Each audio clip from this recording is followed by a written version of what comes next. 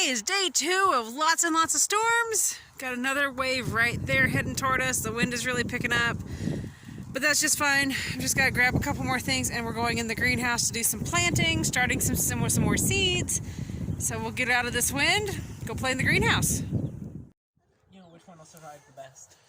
No. So I don't know exactly what all the story is behind this, but Henry has John helping him with a slab for I don't know which class, but something.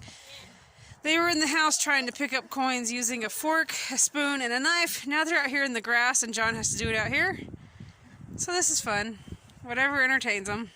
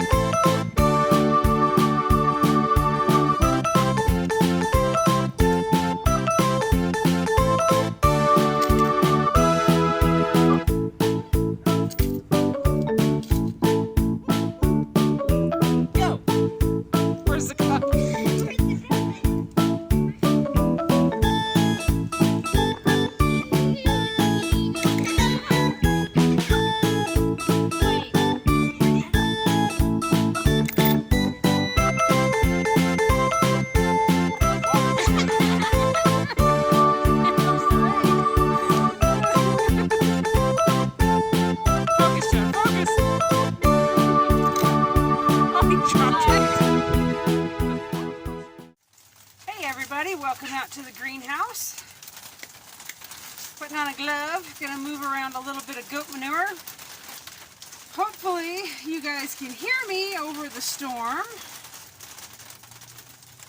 We got a decent storm passing overhead. It'll be short-lived, but of course it'll make as much noise as it can while it's here. Sounds like we might be getting a little bit of hail even. We've been getting that today on and off. So what I'm doing today in the greenhouse, flip this around and show you real quick. So these guys, I've got this tray cells. I'm in a hurry in between storms. We are literally one rainstorm after the other today. So I ran out, slapped these in here, and then quickly went out and put some goat manure in here. And I'm actually going to flip it out or at least, so I'll show you what I'm doing. So it's not fresh manure, it's actually aged.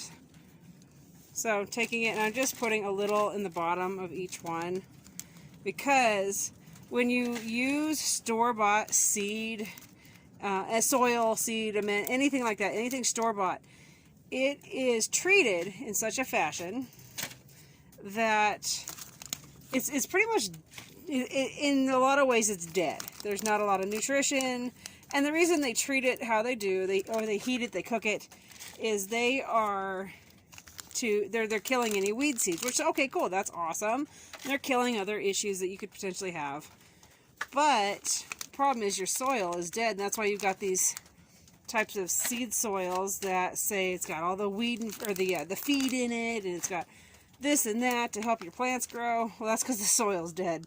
So anyway, I don't know how many different things I've tried over the years. This is my 16th year that I can think of doing this. But this year, I've really gone a different direction. It kind of helps that I'm changing up my goat yard. So, because I'm changing my goat yard, I've got a bunch of goat aged fertilizer that I'm moving around. And so, why not use it? Anywho, what I've been doing is mixing like fertilizer with soil. And I tell you what, my seedlings this year are popping like they've never done before. I've got insane seed growth It's just absolutely remarkable what I'm getting this year. So I've tested some seedlings were straight nothing but compost. Some seedlings are like this where I'll do a half and half type of thing. But yep, just experimenting, seeing what works, what's not working. I spent way too much money for many years on expensive soil that said it was, you know, seed starting mixes and, you know, this and that, and getting really terrible growth rate and wondering why others who have the same seeds are having better growth rate, and then talking to them. It's another thing. Be brave. See if you can actually talk to some of these gardeners. And I know, believe me, I've had my head ripped off a few times this week. I know everybody's at home being stressed out about stuff, but holy moly, gardening groups are a little bit hostile lately. Had my head rearranged a few times. But anyway, hopefully you can find friendly gardeners that'll give you some tips and ideas on maybe what they're doing that you're not doing, and how and why things are maybe better for them than you.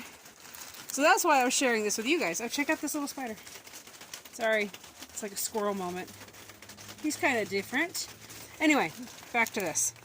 So, what I've learned is with dead soil, your seedlings don't grow. You're constantly trying to feed them things to help them grow. But what you're feeding them isn't always the best. Now, one feed that we do have that we like, I don't use it an awful lot, is an Alaskan fish emulsion, I think is what it's called. It's an Alaskan fish fertilizer. Anyway, that, whoa, man, does that do wonders for your plants. But if you're going to use it inside, just be aware.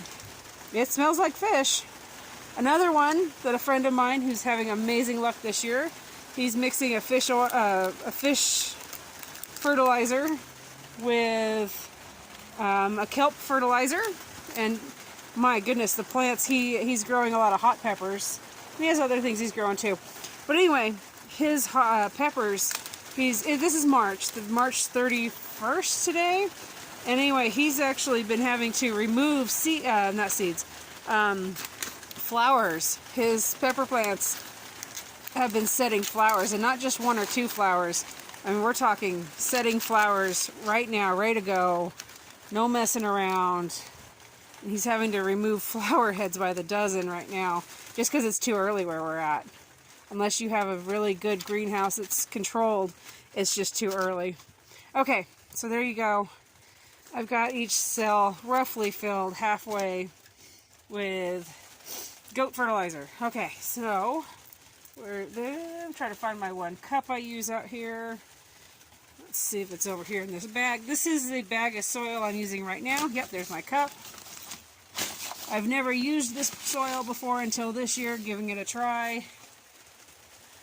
So, back over here to our seed trays and just sprinkle it in here, putting it on top. This soil is nice. It's got the wood chips, little bits of wood in it. Helps make it fluffy for the seedlings.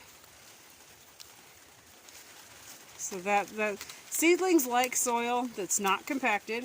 They like to be able to have an easy time growing. Get some more, make multiple trips here. So why am I out here in the greenhouse starting seeds other than, well, you know, everybody's starting seeds? Well, my mom reached out to me and said, or asked if I was going to have any seedlings available this year. And of course, Mom. But anyway, she gave me kind of a, whoop, look at that spider that was hanging out. Bye, dude. That's it's a wolf spider. Come here. I know you're scared. Come here, dude. See if I can get you. Nope, where'd you go? Nope, there he is. Anyway, he can hang out in here and eat the bugs. So, planting seeds for my mom. She gave me a basic list of what she wanted. You know, your basic tomatoes, zucchini, stuff like that. And, well, Mom, where'd that page go? I extended your list just because of the year we're having. So, Mom, here you go. Roma tomatoes, regular tomatoes, meaning like the tomatoes you'd use on a sandwich. bell peppers, jalapeno peppers, eggplant, basil, zucchini, broccoli, cauliflower, marigolds, pumpkins, squash, spaghetti squash, cucumbers, kale, lettuce, spinach, sage, dill, and yellow squash. And I've got a total of 72 cells I'm going to be starting today for my mom. That is a list of what I would deem kind of my bare necessity list for somebody. That list will allow her, if she wants to can tomatoes, she can can tomatoes. There's no onions on that list, but she could make a basic salsa or a hot salsa. She can make pesto. Let's see. Now, the reason for the pumpkins and the spaghetti squash, those are winter hardy. She can put them in a cold room, which I know she has, and overwinter them safely. Now, pumpkins aren't just for pumpkin pie. You can make quite a bit from pumpkins. So she's got that. Spaghetti squash is a very popular squash in our family. So she's got spaghetti squash. And again, they overwinter phenomenally. Just keep them in a cool, dark place and you'll be pretty good. Let's see, what else did I have on that list? Oh, marigolds. Well, the reason for marigolds, well, every garden needs them. They are great for encouraging good pollinators to your garden. They are excellent for discouraging certain critters and certain pests. The basil, that's another reason I have basil on that list. Besides making pesto, she will have pollinators visiting her garden that are very beneficial, but she will also, if she intermingles her basil with her other plants, however she does it, basil is really great at convincing certain pests in the garden, like there's certain moths and stuff, they don't like basil. It's very strong scented, and so they will be discouraged from wanting to hang out. So that's the reason for the basil. I've got dill on there because I imagine she might want to pickle some things, and you need dill if you're going to be pickling, or even save the seeds and use it for cooking. And so anyway, pickles and cooking. There you go, Mom. There's some dill on there. Let's see, what else did I have on there? Of course, cucumbers. I've got your kale, your lettuce, spinach, stuff like that on there because they are very quick crops. She can get them in and have food in less than 60 days. In under 60 days, she can be harvesting salads. You can use those. You don't have to eat just salad, though. She can be using those for like sauteing. We like to put them with our eggs in the morning. Stuff like that. And actually, now that I'm thinking about it, Mom, I should probably start with some Swiss chard. Because look, this thing's not filled up. Let's see, what else? What else is on here? Roma tomatoes, and tomatoes, of course, for canning and regular eating. Bell peppers, Oh, eggplant. My mom loves eggplant, so she's got to have that. I know in her garden, she's always had broccoli. So I made sure that broccoli was on the list. And since broccoli's on the list, why not add some cauliflower? There's no cabbage on the list because I don't know that my mom's a big cabbage eater. My house, we eat a lot of cabbage, but I don't know if she does. I'll have to find out. Sage, that's one of my mom's favorite herbs that she has. I don't know if she still has any sage or not. She used to have a really big pot of sage. I don't know, so went ahead and slapped that on the list. Yellow squash and zucchini are also on that list, and that's because they are a very quick summertime squash. They're quick to grow, so it'll be quick food while the winter squash is going. So how many of you have I made dizzy with my multiple trips back and forth here? There's Toast down there keeping an eye on me, making sure I'm behaving myself. I gave her a huge handful of grass fresh from the yard, but it looks like she's already... You finished that down there, huh? And she's got one of her favorite treats. She's got some pineapple down there. Rabbits, at least our rabbits, they absolutely love chewing on the pineapple. So it's funny, is, you know, I told you that the soil from the store is treated. Let's see, some seeds still skip past. Who knows what that is, but we'll toss it out. Okay, so we've got our soil in there, right? And then what? We start planting? Not yet, not so fast. We actually need to water this down. So I'm going to go get my sprayer, and we'll water this before we start planting. Alrighty, back in the greenhouse, I've got my handy dandy sprayer. If I start to sound a little shook up, or if I stop for a moment, it's because we just experienced an earthquake, which we do not really have in Idaho. Yes, we have fault lines. I've even camped right on top of one and hiked right over a fault line. And my son climbed the tallest peak in Idaho, Mount Bora, which is right on the fault line. But the last earthquake that I know of here in Idaho that was, and it's ironic, okay, Mom, if you're watching this video, how ironic is I'm planting seeds for you, we get an earthquake, and the last earthquake I know of in Idaho was either in 83 or 84, and she thought my dad was being a stinker rocking the bed, and she kind of got after him. And so anyway, that was nuts. It was just a little bit nuts. The house shook, we had some things fall, thank goodness. Of all things, my husband, Patrick, and our oldest, Henry, had just gone in the living room, so they were able to grab a hold of a few things and keep them upright. And the youngest, John, is really pretty shook. I mean, not really, really shook up. He's okay. But he is pretty shook up. And then he and I, of all things, we're both suffering from one heck of a headache now. So, okay, I'm not going to talk about it anymore. We're going to move on.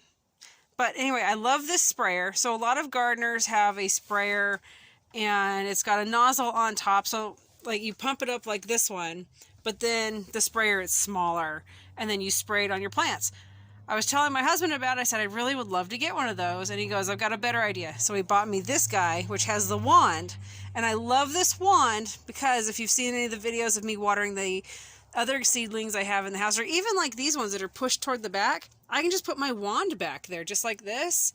Whereas if I'm holding that really big half-gallon, gallon and a half that they have of those, and I'm trying to do that, and you've got a spray, it's like having a milk jug with a tiny spray nozzle attached to it. So it's not completely ideal for tight spaces, where this, totally, and this one was cheaper, holds more, and it's cheaper.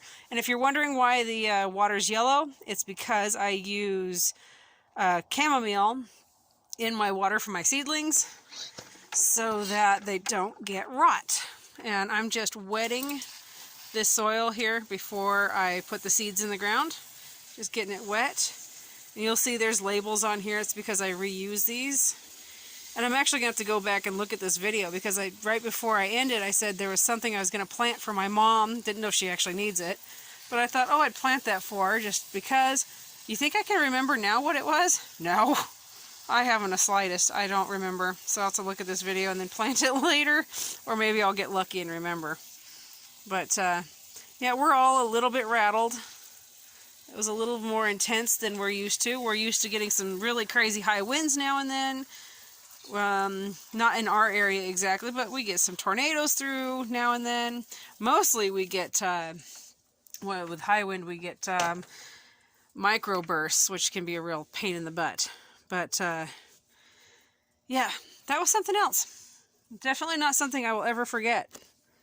So, I'm trying to figure out where I put my handy dandy stick that I use.